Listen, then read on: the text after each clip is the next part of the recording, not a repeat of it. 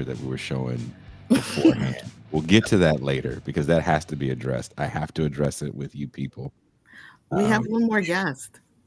We're not bringing him in. No. No. He wanted to crash the party on his own. He wasn't invited. He's not coming in. Nope. Quick question. Does this sound any better? People say my audio sounds bad. I don't know if it's being in the cup or the room. Are you in the bathroom? No, I'm not. I'm in It does sound like you're in the bathroom. I'm in the co-working space, but I think there's too much empty space in this room. There's no sound like you're in a shower. Or you're being held Tile hostage. wall behind you? Yeah, there's a wall. You think the wall? Oh yeah, you're like either tile. if you're Like being you're held hostage, just let us know. It legit looks know like how you're in a violent and intriguing. public park restroom. That's what it looks like. Yo, I didn't know some of our listeners listen to you guys too. So I'm looking at the chat. So shout out to Dr. Claw and a few others I see. You guys know Dr. Claw. Dr. Claw is a TIR regular. Yeah, I love it. Why does someone ask if this is the lube show? Oh, because the image. Because you got a bottle of Does this sound any better? Or Jergens baby oil on the screen.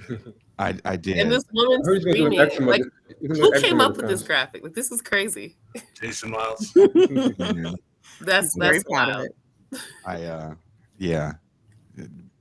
Hold on, does this change the acoustics? Oh, you're just gonna sound like you're being held hostage for the rest of the time. It is what it is.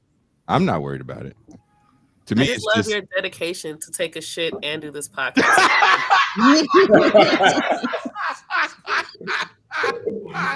Wow. Hold on, I'm gonna disappear for a quick minute. I think I'll be able to fix the Go ahead and wipe yourself. Do what you gotta do. Wash your hands. Does the French side in him make him use a bidet?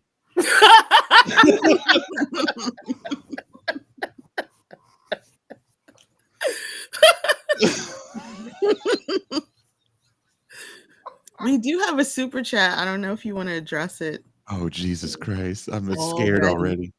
Is it a frightening one? Oh, I don't. It's Pascal. I do not know who the Sungondese people of East Africa are. What's the pounds of pains of the Sujondese people of East Africa? Our opinion on the people or something that's happening with the people? I don't even know the people. So this is an all ADOS panel, so I don't know what the fuck is wrong with asking that goddamn question. They're taking our jobs. That's all I know.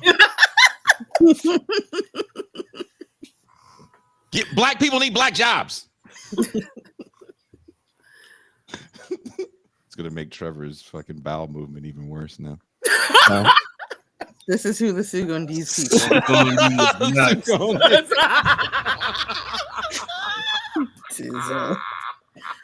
Yo, they got us. Damn it.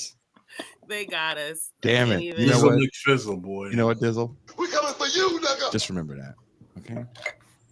Is this any better? It is better. Now he actually is in the bathroom. He's in the guest bathroom now. Yeah, I had to find the best bathroom. I mean, it's definitely a much better bathroom. It's like you went from like the bathroom for like the staff to the bathroom for like the VIPs. I love it. Yeah. It feels like he's in that little bathroom when you buy a house and it says 1.5 baths and it's just a toilet in a closet.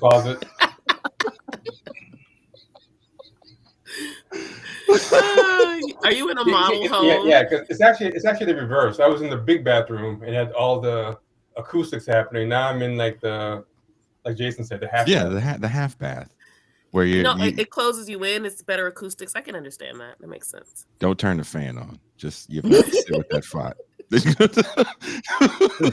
Don't even think about it. Well, welcome to another episode of This is Revolution Podcast, where we explore the deeper political and social dynamics behind current events. Today, we're diving into the recent indictment of once revered hip-hop mogul Sean Diddy Combs on federal racketeering charges.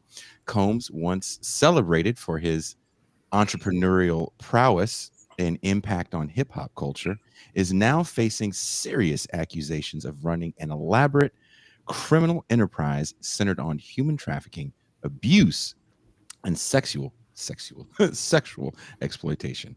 The charges against Combs are shocking, but reflect the darker realities lurking behind the glamour of entertainment industry. As outlined by the justice.gov indictment, Combs is accused of forcing women into freak offs, elaborate sex performances orchestrated through coercion, violence, and manipulation. He allegedly used narcotics, financial dependency, and physical threats to control his victims, echoing the practices of global human trafficking networks. This brings to mind a broader and more disturbing reality. Are we confronting this issue with the seriousness it demands, or are we only shocked when such allegations involve a high profile celebrity? While the focus is on Combs now, we must also recognize that these charges are not isolated to one individual. The exploitation of women and their commodification through violence, coercion, and control is a pervasive and deeply entrenched issue in capitalist society, one where power dynamics are exploited to maintain control and assert dominance. These behaviors are happening right now in some corners of the world and have for years. They've been glorified in the hip hop community. It's just pimping. And as the song says, it ain't easy. Is hip hop having a mask off moment with the Combs and Young Thug trials? Do these legal proceedings have a negative effect on the genre or the way it's perceived? Rap music, once thought to embody realness, in the case of Young Thug, is being challenged on its authenticity. It's never really been fantasy escapism, but the unreported news of the inner city told by people that lived it. In the case of Young Thug, is this all a lie now? Is it what people like Gerald Horne and Stanley Crouch have viewed? A minstrel show of underclass tropes?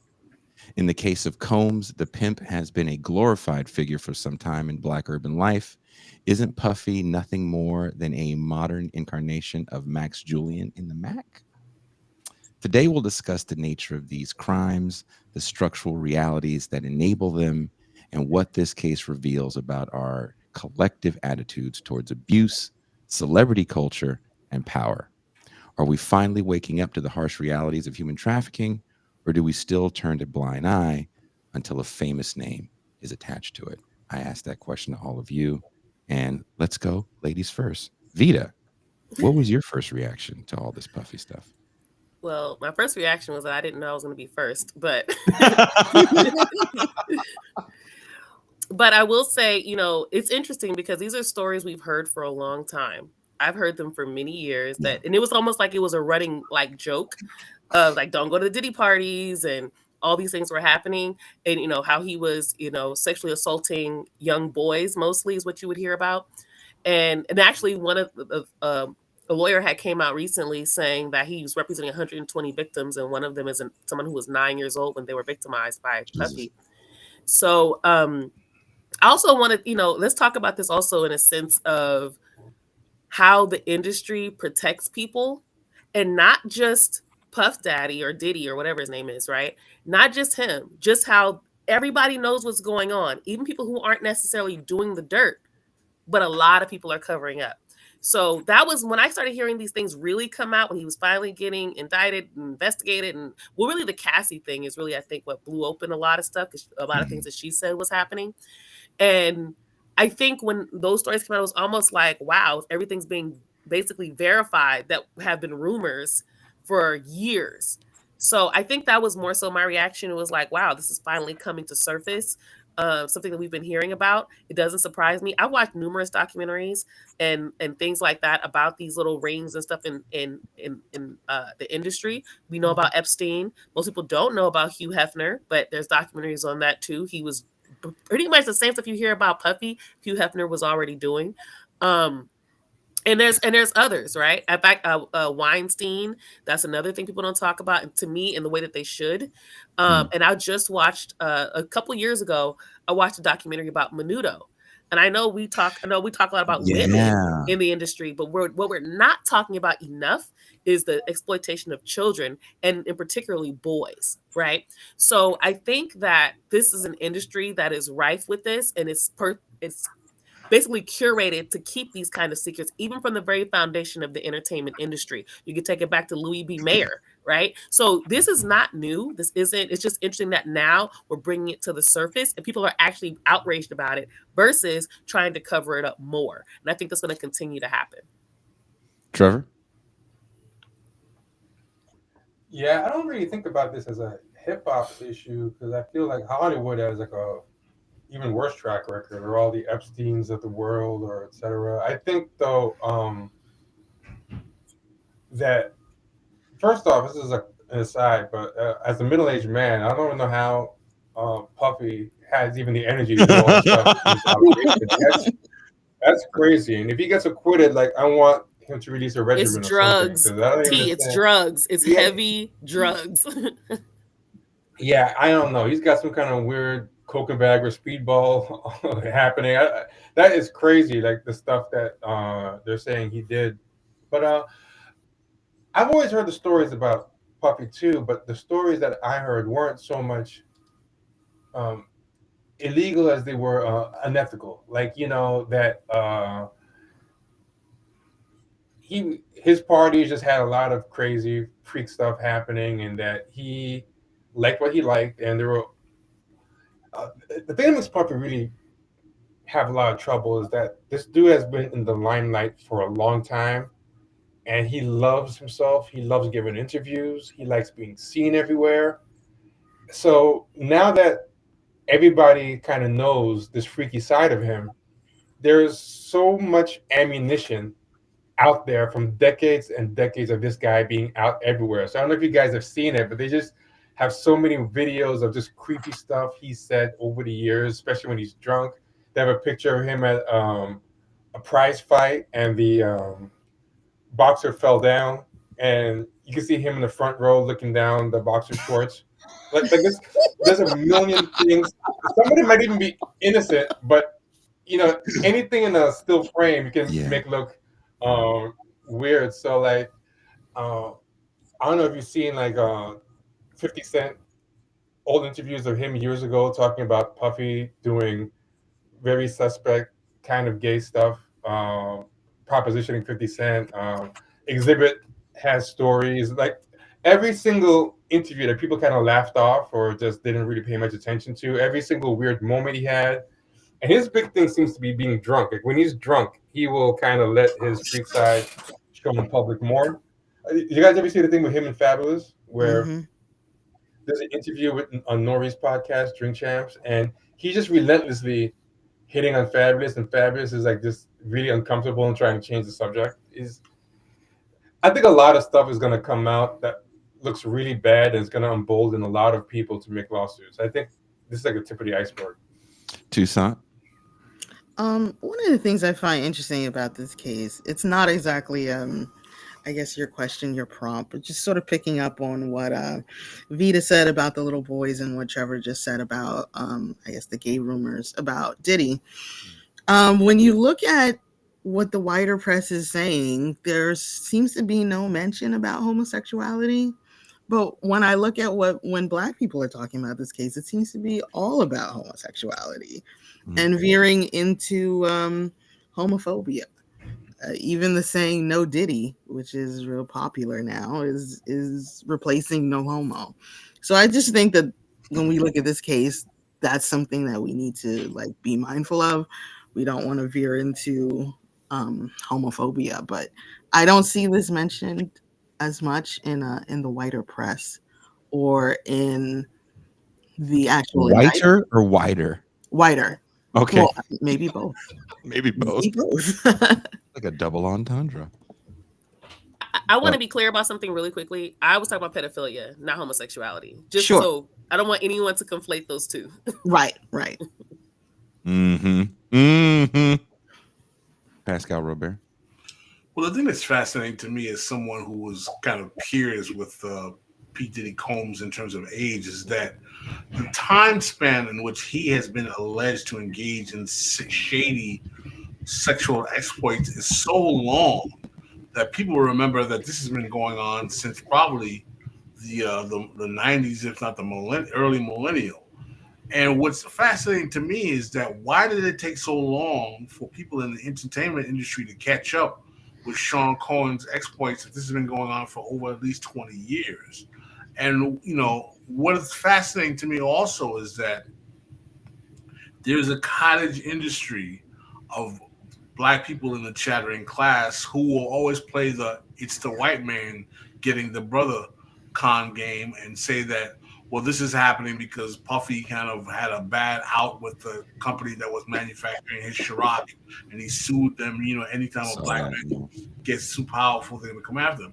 And there are a lot of people who believe that, anytime a black person in the media eye is befallen bad and comes on hard times in terms of public notoriety, it's got to be some kind of conspiracy based on somehow they were challenging the system. Remember the good old Bill Cosby was trying to buy NBC line that you hear all the time. And what's fascinating to me is that it makes me ask the question: is there no time it's possible for us to imagine black people being human enough to just do wrong on their own, or does there always have to be, the big bad white conspiracy that takes them down? And it's something that causes alarm to me, because at some point we have to realize that we're not all magical Negro superheroes, and that frankly, some of us do evil stuff. And even if Puff's downfall was triggered by his interactions with the manufacturer of Ciroc, that doesn't mean he's not guilty. It doesn't mean he didn't do the stuff. And some of this stuff is rather horrific. Particularly we have allegations of pedophilia. We have, forced sexual interactions with young women. This is pretty bad stuff. So for me, the image, the way I'm looking at this is just like, why are people fighting so much to make it seem like he can't necessarily be accountable for things he's being accused of? Is that the pervasiveness of a kind of Afro-pessimistic thought that is kind of in even the non-academic world? I think it is. It's Dr. Umar. Dr. Umar pushing that line. Dr. Umar is pushing.